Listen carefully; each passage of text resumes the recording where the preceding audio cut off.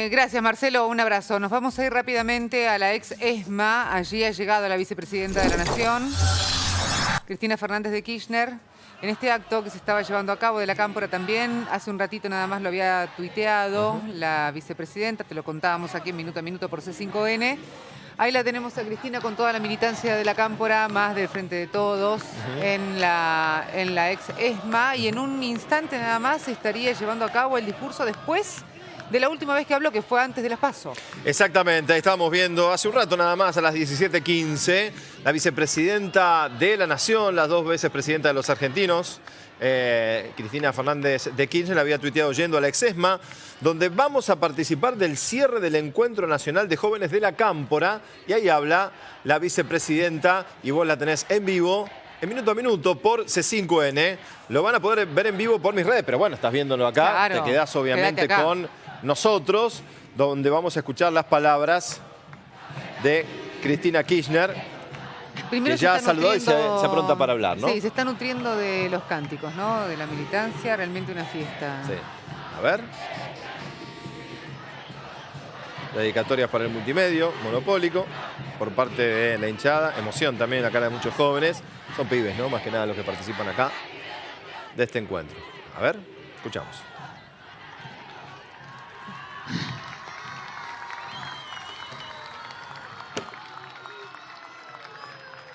¿Cuánto tiempo sin vernos?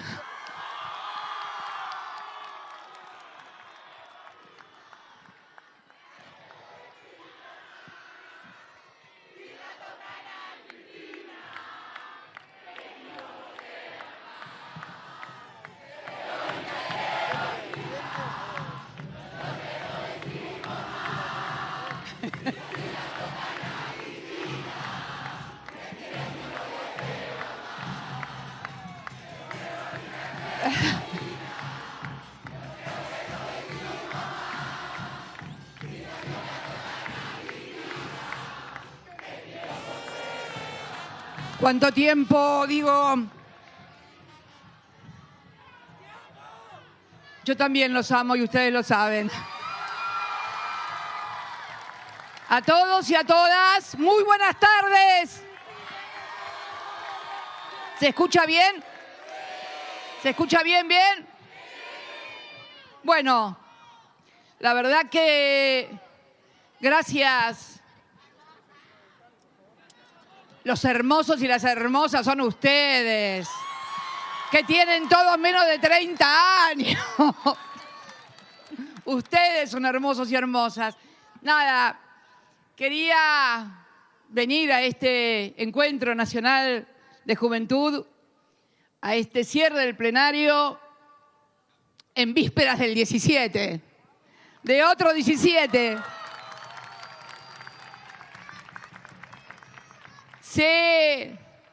Sé que muchos, no muchos, todos y todas van a estar en la plaza mañana, seguro, ¿no?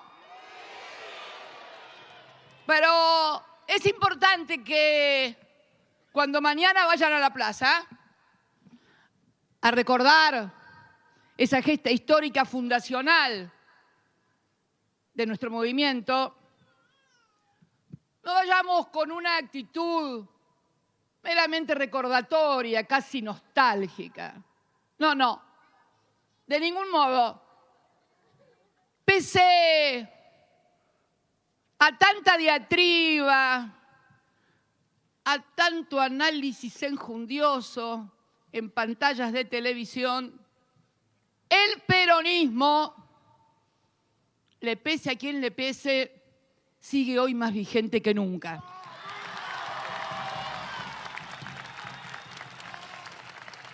¿Y saben por qué? Porque esa propuesta, esa idea que tuvo la impronta de incorporar a los trabajadores al sistema de decisión de la política nacional, sigue hoy más vigente que nunca. Miren, venía y lo escuchaba mucho tiempo, inclusive durante el tiempo en que fui presidenta o que Néstor también era presidente, que el peronismo no, que el peronismo era una cosa más del centro, que nosotros, que no, que ¿qué es de centro? ¿De dónde el peronismo fue de centro? ¿Pero qué están diciendo? Si Perón funda la tercera posición, ¿es centro cuándo? ¿Qué es el centro de algo? Algo que tiene una izquierda y una derecha, ¿no? Eso es el centro. Bueno, si algo no es el peronismo, es algo entre izquierda y derecha, es algo muy superador, muy superador.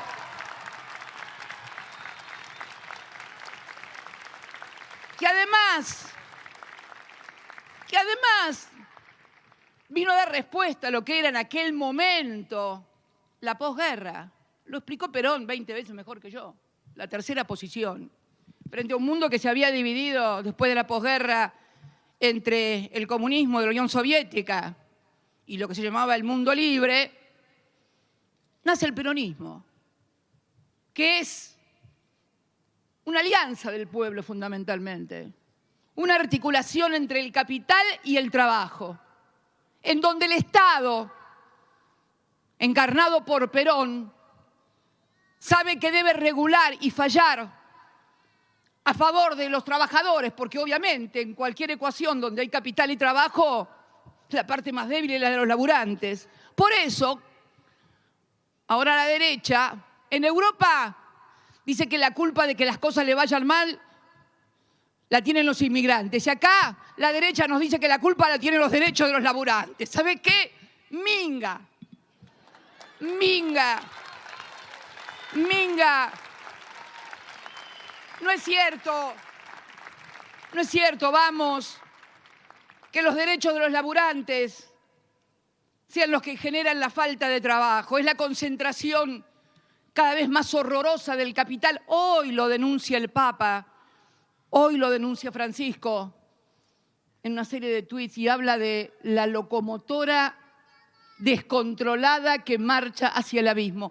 Creo que hoy esa propuesta del peronismo de articular una alianza social entre el capital y el trabajo adquiere un volumen que excede nuestras fronteras, decididamente.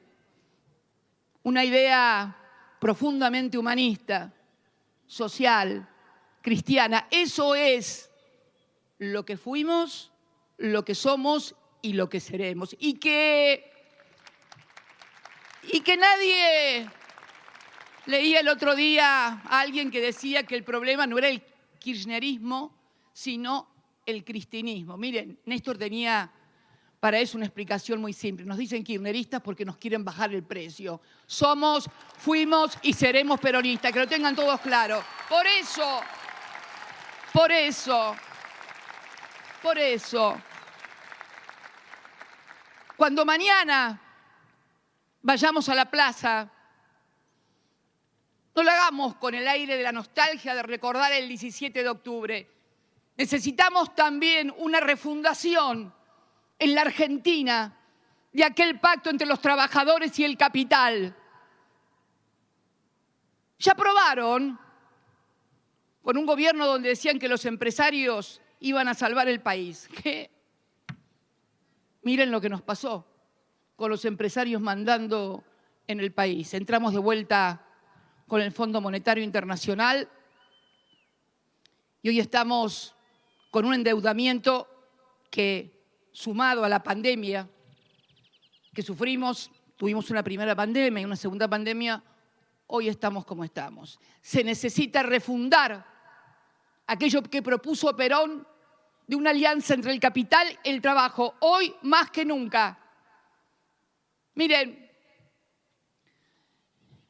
el capitalismo, eso lo decía Perón, solo, sin un Estado que participe, que regule, que proteja, se convierte, manejado por el mercado, en algo que hoy el Papa lo llama y lo identifica como locomotora desenfrenada. Esto es lo que está pasando. Necesitamos de vuelta esa alianza virtuosa entre los trabajadores, entre el capital, la empresa, donde el Estado tenga un rol preponderante porque es el que ayuda a que la relación no se desbalancee en favor de los que obviamente son más fuertes. Y la verdad que muchas veces cuando uno ve tanto prejuicio antiperonista en nuestro empresariado dice, pero la pucha. Miren, le voy a contar una anécdota que refleja un poco esto, ¿no? Que me tocó vivir a mí. En el año 18, los fines del 18, yo ya era senadora nacional, fui a una cena con un importantísimo empresario de una de las más importantes empresas de alimentos de este país. Gran empresario, un gran empresario, que en ese momento del macrismo sus balances daban negativo. Y la verdad que muy preocupado charlábamos sobre este tema. Y claro, yo en un momento no pude con mi genio, ya me conocen. Nada nuevo bajo el sol. Y entonces le dije, mire, fulanito, yo le voy a preguntar algo, pero no es chicana, no lo tome a mal, no se ofenda, porque realmente quiero saber, porque la verdad que durante los 12 años y medio que fue nuestro gobierno, los gobiernos populistas, los balances de las empresas argentinas eran todos positivos, y la de los alimentos, ni que hablar. Y yo le pregunté, dígame, y se lo digo bien, de buenos modos, ¿qué fue lo que les molesta cómo yo hablo, las cosas que digo? ¿Sabe por qué se lo pregunto? Porque me gustaría que me dijeran qué es lo que les molesta para corregirlo, porque es una pena. Y la verdad que nunca me contestó, miró y bueno, seguimos. Yo cambié de conversación porque obviamente si no íbamos a atragantarnos con la comida. Y tampoco era la cuestión de arruinarle la cena a nadie, ni que te cayera mal y tuvieras que tomar hepatalgina después. Nada, nada. Pero es esto. Hay un prejuicio antiperonista. Es más, he conocido importantísimos empresarios que provienen del Partido Comunista. Cuando existía el Partido Comunista habían sido militantes en la Federación Juvenil Comunista y fueron dirigentes del Partido Comunista. Es increíble ese prejuicio cultural. Yo digo que es cultural contra el peronismo.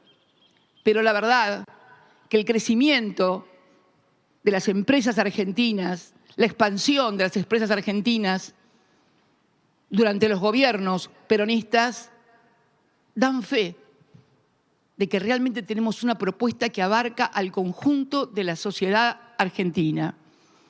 Y la verdad que ayer Alberto decía en un almuerzo que hubo de empresarios, empleó una metáfora buena para explicar lo que habían sido los 12 años y medio de gobierno nuestro.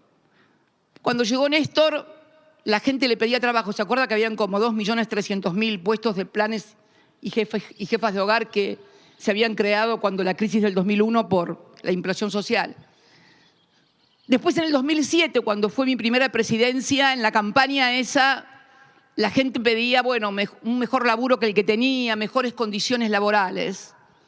Y después de 8 años, en el 2015, los trabajadores pedían no pagar impuesto a las ganancias. Miren si no hemos transformado el país en esos 12 años y medio.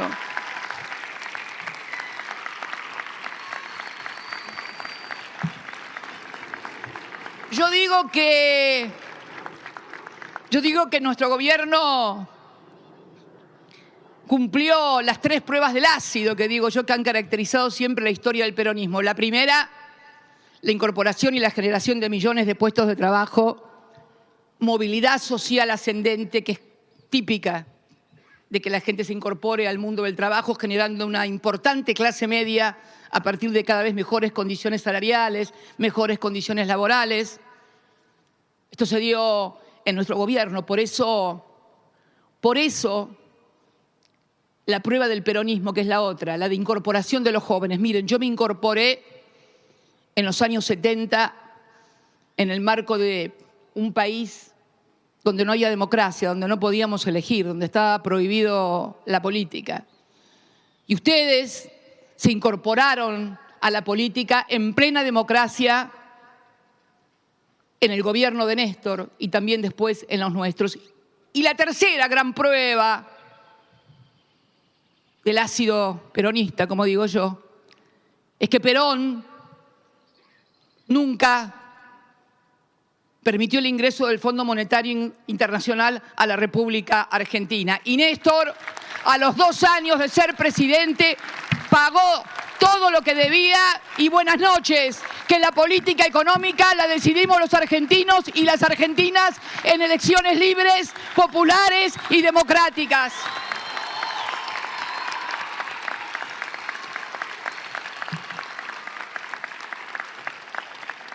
Entonces, ustedes me dirán,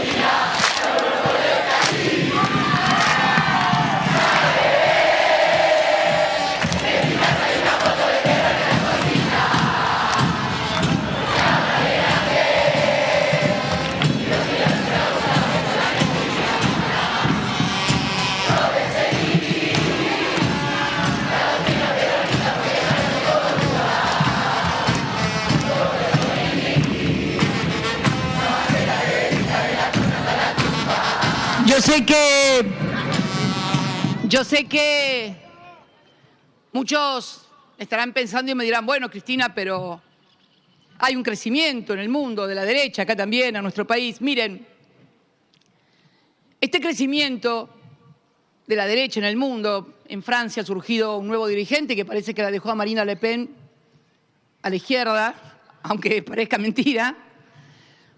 En Italia, hace pocos días, una agrupación política que se llama Forza Nuova quiso entrar y tomar el Palacio de Gobierno, fascistas, y como no pudieron, entraron a uno de los principales sindicatos en Roma y lo hicieron pedazos.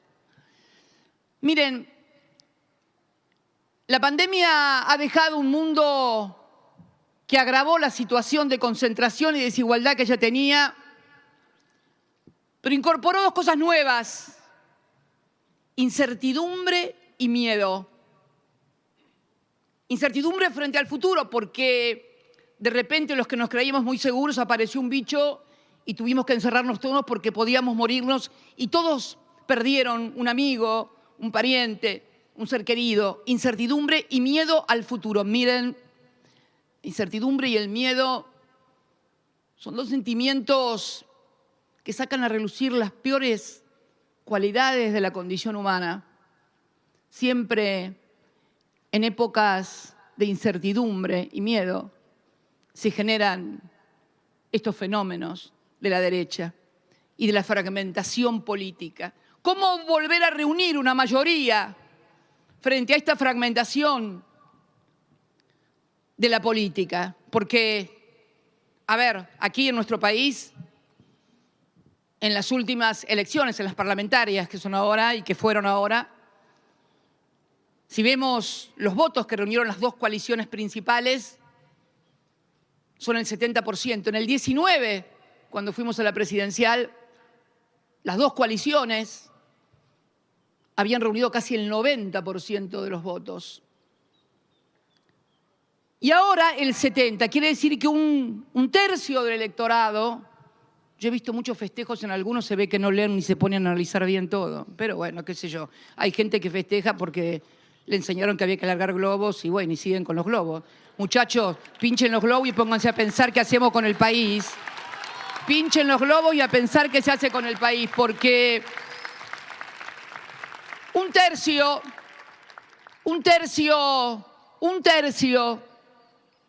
de ese electorado hizo uso de otras opciones electorales. Y no fueron las del centro, contra todo lo que recomiendan analistas, cientistas y otras hierbas en nuestro país. No, se fueron a los extremos o votaron a los que quieren quemar el Banco Central, porque es el que produce la inflación, o a los que siguen sosteniendo que hay que expropiar todo a todos y bueno, ya sabemos. No voy a ahondar en mayores argumentos, todos los conocen, así que... Además, cada uno es dueño realmente de pensar y de hacer lo que mejor le parezca. Esto, en ese sentido, amplia y democrática, siempre, siempre. Bien. Ahora, para irnos un poquito afuera, ¿no? Esta fragmentación que también se observa, no se observa solamente aquí en Alemania, sostén de la Unión Europea, luego de 16 años de gobierno de Angela Merkel, es curioso, siempre fue muy elogiada Angela Merkel y realmente una gran dirigente, una gran estadista, que estuvo 16 años. Acá si estás 16 años te acusan de vaya a saber qué cosa, pero una digresión, no estoy planteando nada raro, quédense todos tranquilos y tranquilas, que nadie se haga los rulos, porque si no mañana tenemos Cristina quiere reelección indefinida, no cualquier cosa, no. Estoy simplemente acotando. Bien. Fíjense, hubo mucho fraccionamiento también en la política. El partido de la canciller alemana, de Angela Merkel, los cristianos, que siempre tenían un piso mínimo de votos, nunca sacaban menos del 31% de los votos, no llegaron ni al 25%. Los socialdemócratas sacaron el 25%, los verdes duplicaron, sacaron el 14% y los liberales, bueno, fragmentado el electorado. Ahora bien, el mismo día que Alemania elegía quién iba a ser su canciller, quién iba a ser el partido, cuál iba a ser el partido que iba a conducir el gobierno, hubo una consulta popular en Berlín. ¿Y qué consultaban en Berlín? Ustedes saben que uno de los problemas más graves que hoy tiene Europa, toda Europa, es el tema de la vivienda, los alquileres, el precio de los alquileres. Por eso la ciudad de Buenos Aires, que es un enclave europeo en la Argentina, tiene el mismo problema que los europeos también del alquiler. No, y no lo digo con sornas, evitar cualquier titulado de se burló de los que no tienen plata para alquilar. Simplemente estoy señalando que el mismo problema que aqueja a Alemania, a Francia, el precio de esos alquileres. ¿Y cuál fue la consulta popular que se hizo a los berlineses? Acá prácticamente no la registró ni la comentó nadie. Raro, ¿no? Expropiar, si era correcto expropiar 250.000 departamentos, viviendas de grandes desarrollos inmobiliarios para conformar, escuchen bien, esto sucedió a 32 años de la caída del muro de Berlín, que marcó la derrota del campo socialista o del campo comunista, como quieran llamarlo, y el triunfo de lo que podría denominarse el capitalismo, no como sistema político, que el capitalismo no es un sistema político, y eso vamos también a tratarlo en algún otro seminario.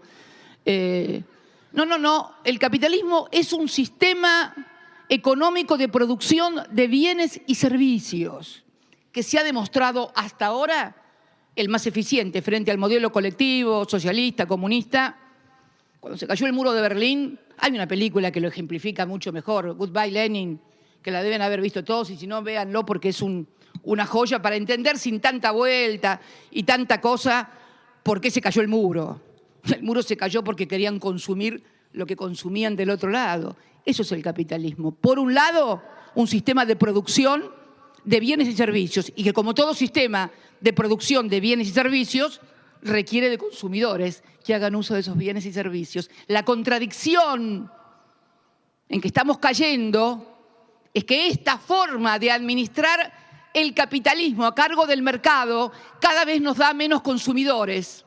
Y esta es la gran contradicción. Triunfa como un sistema de producción de bienes y servicios que lo es, y fracasa a la hora de poder incluir más consumidores a su propio sistema. Esto es lo que el peronismo sostenía siempre, la necesidad de que sea el Estado, la política, en definitiva, y no el mercado y las corporaciones, las que regulen las vidas de las sociedades, para que todas puedan acceder a un nivel de vida posible y merecido como seres humanos. Eso es el peronismo.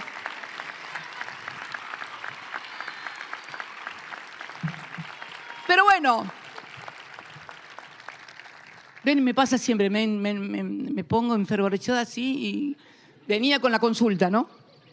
Con eso venía, ¿no? Bueno, consulta. Teníamos el electorado fragmentado alemán, 25, 24, 14 y el resto ahí. Y la consulta es expropiar las 250.000 viviendas, constituir una agencia estatal. Me escuchan lo que estoy diciendo, ¿no? Una inmobiliaria viene siendo. A ver, agencia estatal decían ahí, pero acá es inmobiliaria. Una inmobiliaria que con la propiedad de esas 250.000 viviendas dé una política de alquileres bajos para presionar a la baja en el mercado de alquileres. Esto es lo que se votó. ¿Y cómo votaron? Berlinesas, no chavistas, no peronistas, ni kirchneristas, ni cristinistas, ni nada. No. Berlineses. ¿Cómo votaron? Casi el 57% votó afirmativamente. ¿Qué quiere decir esto? Que las mayorías se vuelven a reconstruir cuando se hacen cargo de las demandas de la sociedad y de las necesidades que tiene el pueblo, que es la única manera de construir mayorías aquí, en Alemania y en China también. Entonces,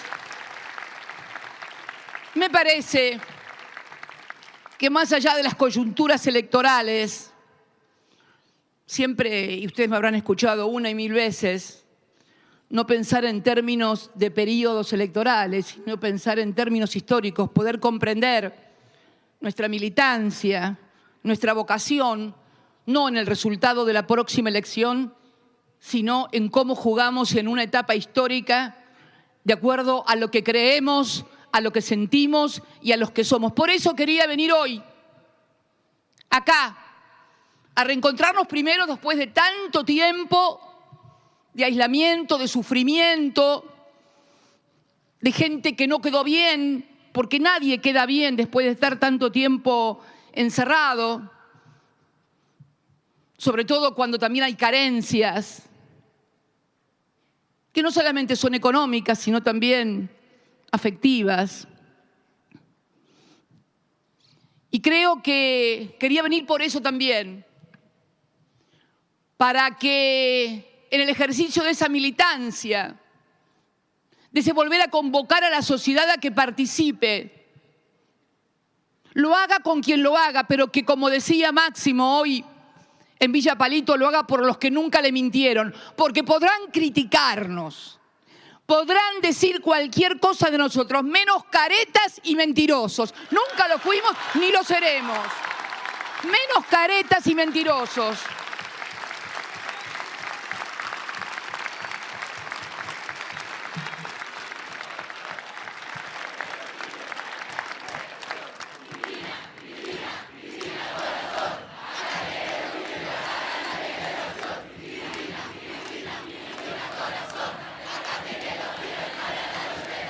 Entonces, quería, para terminar,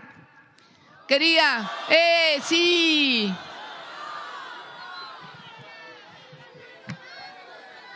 No me van a tener toda la tarde acá, che. Pero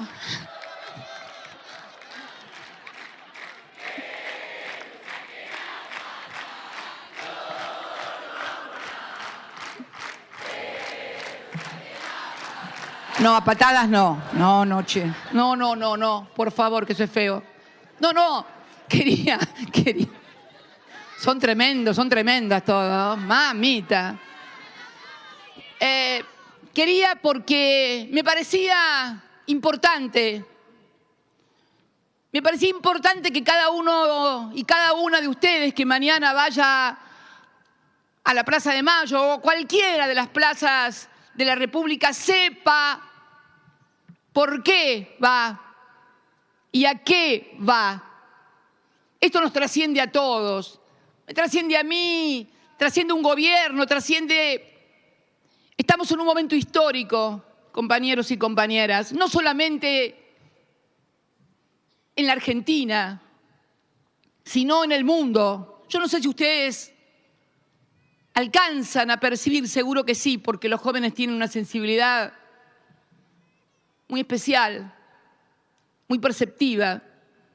Y estamos en un momento, como lo señalaba el Papa hoy en esa serie de tuits que salieron después de la locución que hizo respecto de la marcha y de esta etapa civilizatoria. Miren, cuando cayó, lo decía recién, el muro de Berlín, nos anunciaron el fin de la historia, que había finalizado la historia un filósofo Fukuyama allá en Estados Unidos y que bueno, y que ya nada... Y después pasaron cosas, parafraseando, pasaron cosas, de repente apareció en aquel 11 de septiembre del 2001 que todos contemplamos azorados frente a la televisión, que parecía una película y que si seguramente lo hubiéramos visto en una película hubiéramos dicho, otra macana de la que se mandan. Hay un mundo diferente y también hay una necesidad de reformular hacia dónde va este mundo.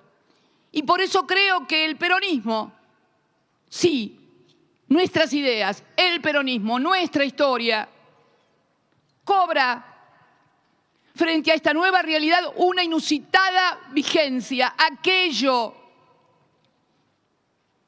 que decíamos del acuerdo entre el capital y el trabajo, con el Estado participando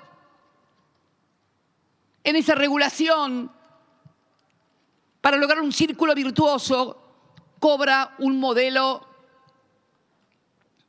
a escala global.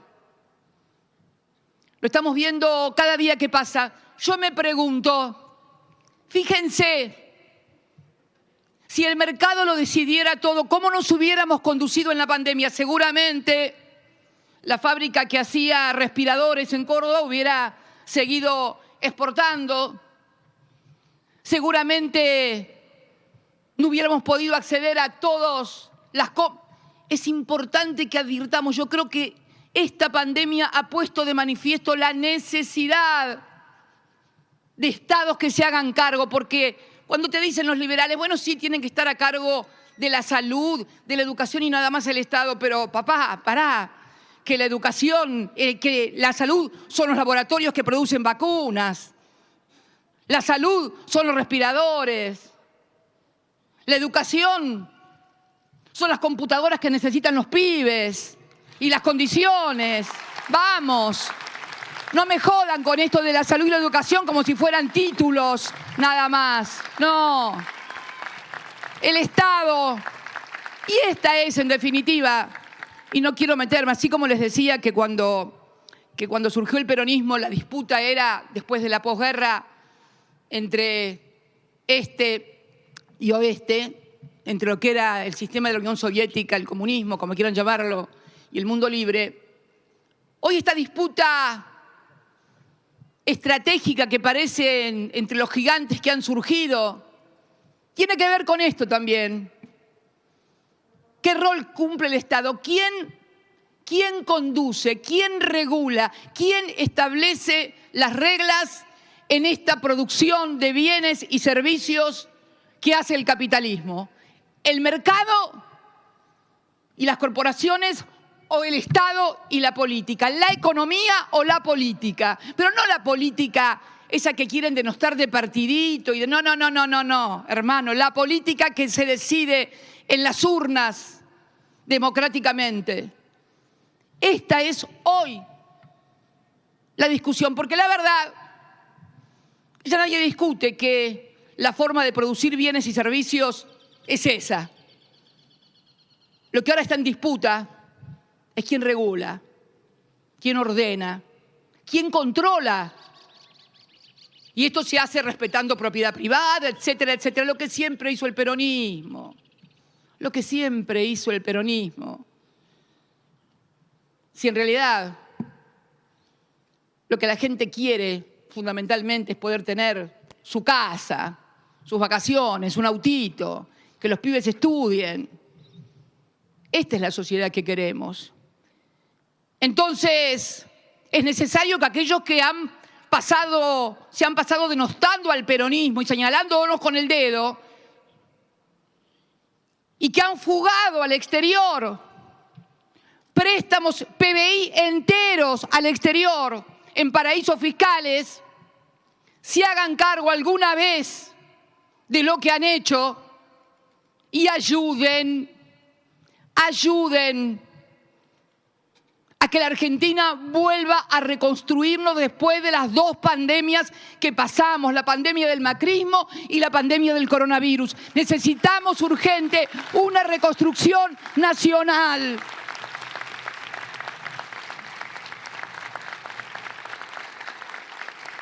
Una reconstrucción nacional que vuelva a ordenar las grandes coordenadas que teníamos y que supimos construir. La de un país donde había movilidad social ascendente, donde los pibes tenían una computadora en el colegio, donde tenían expectativas de vida mejor, donde los trabajadores llegamos, me acuerdo allá en el 2015, a 5.9 de desocupación. Cuando dicen, hace 20 años, hace 10 años que no se genera puestos de trabajo en la Argentina. ¿Cómo que no se puede? Pero escuchame, me hubiera ido si no hubiéramos generado puestos de trabajo. Con el mero crecimiento vegetativo de la población, nos hubiéramos ido lejos, arriba de 2 dígitos de desocupación. Dejen de mentir y de autoengañarse, porque ya los vimos a todos y a todas. Ya probaron con todos. Lo último que le faltaba probar era un gobierno de empresarios y lo tuvieron. Y bueno, entonces, si hemos llegado a un punto en la Argentina donde las cosas son ya demasiado evidentes, volver a insistir con lo mismo me parece realmente de tontos y tontas. Por eso, más allá de los gritos, acostumbrémonos también a retomar la discusión en el barrio, en la cola de la panadería, en el colectivo, en el subte. No podemos dejarnos intermediar más.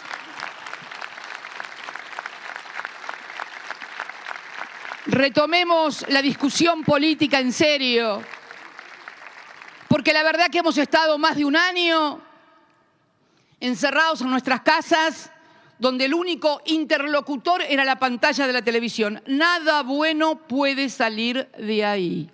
Nada bueno puede salir de que solamente interlocutás con la pantalla de televisión. Desastre en puerta. Desastre en puerta. Es necesario volver a la discusión, a la participación, al debate. En serio que es necesario. Así que nada. ¿Qué dijo? ¿Qué dijo? Derechos. ¿Derechos qué me quiere decir? Ah, bueno. Ando media lenteja, ¿viste? Son los años, che, no. Creo que por eso te referís a los derechos de los laburantes. Y los de todos. Mirá, ya lo dije, creo que fue en el Estadio Único de La Plata. Las minorías siempre tienen sus derechos cuando gobiernan las mayorías. Por definición. Por definición. Cuando las minorías no otorgan derechos, porque... Y no es un problema de malos y buenos. También acostumbrémonos a eso, por favor. A no dividir la cosa maniqueamente de buenos y malos. No, el problema de la minoría es su propia estructura de funcionamiento y de comprensión de la realidad que le impide reconocer a los demás. La mayoría no. La mayoría reconoce a los diversos y por eso es en los periodos donde gobiernan las grandes mayorías nacionales donde se adquieren mayores derechos las minorías. No porque seamos buenos, sino porque tenemos esa comprensión de cómo se integra una sociedad. Por eso, y ahora sí, ahora sí, ahora tenemos que hacer el gran esfuerzo y seguir trabajando mucho, pero no solamente para el 14, no. Tenemos que trabajar en serio como trabajamos siempre los peronistas para la historia, para lo que viene, para lo que vendrá y para lo que sabremos construir. Siempre lo hicimos así. Miren, cuando me incorporé a la política no había elecciones. Cuando hacíamos política nosotros, con la misma edad que ustedes, no había elecciones en la República Argentina. Imagínense dónde estaríamos si aquellos jóvenes no se hubieran incorporado a la política y hubieran obligado a que hubiera elecciones en el país. No fueron gratuitas ni por donación, fueron por lucha, como todas las cosas en la vida, y en la Argentina más todavía. Así que nada, muchas gracias compañeros, compañeras, mucha fuerza y a seguir trabajando como siempre. Los quiero mucho a todos y a todas. Gracias.